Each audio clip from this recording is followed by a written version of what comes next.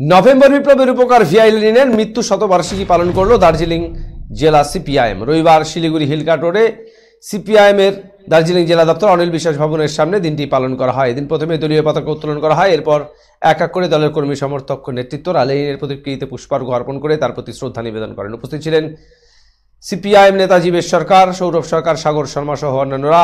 জীবেশ সরকার বলেন, পৃথিবীতে প্রথম সফল সমাজতান্ত্রিক রাষ্ট্র গঠনের কারিগর ভিআই লেনিন। তার মৃত্যুর শতবর্ষ আজ থেকে শুরু হলো। লেনিনের মৃত্যুর পর সমাজতান্ত্রিক দুনিয়া ধাক্কা খেয়েছে। তিনি সব ক্ষেত্রে আমাদের প্রেরণা হিসেবে কাজ করেছেন। তার স্মৃতি শুধু আমাদের বুকে অমলিন তাই নয়, তার দেখানো পথেই আমরা আমাদের সংগ্রামকে এগিয়ে নিয়ে যাব। আমরা তার মৃত্যু শতবর্ষে এই শপথ গ্রহণ করেছি।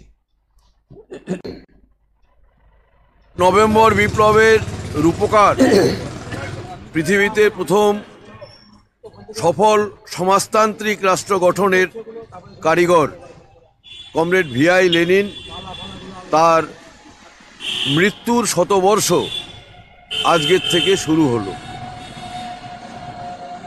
এবং কমরেড লেনিনের প্রয়াণের পরে পৃথিবীর রাজনীতিতে নানান ধরনের ঘটনা ঘটেছে।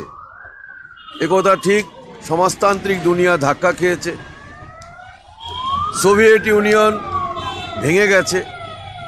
যদিও সমাজতন্ত্র নির্মাণের জন্য বিশ্বব্যাপী যে সংগ্রাম, সেই সংগ্রাম অব্যাহত।